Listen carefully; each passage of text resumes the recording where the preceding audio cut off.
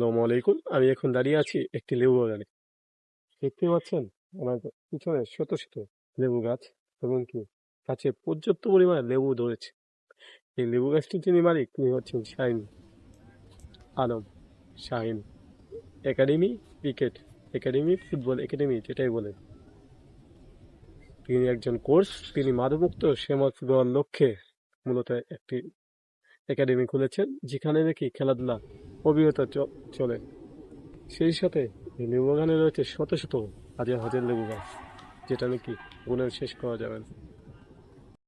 প্রতিটি গাছে হয়তো না গুনলেও আনুমানিক 80 থেকে 90টি লেবু অনায়াসে খুঁজে পাওয়া যাবে, যেটা কিনা বাজারজাত করার জন্য প্রস্তুত।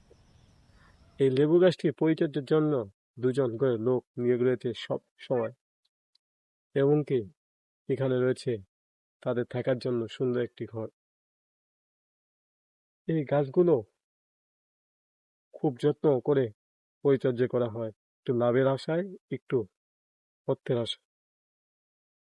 মূল কথা বলতে গেলে লেবুর বাজার দর বর্তমান যেমনই, কিন্তু সামনে রমজানগুলোতে লেবুর বাজার দাম কিছুটা হয়তো পাবে সে আশায় এখনো যত্ন করে রেখেছেন এই গাছগুলোকে।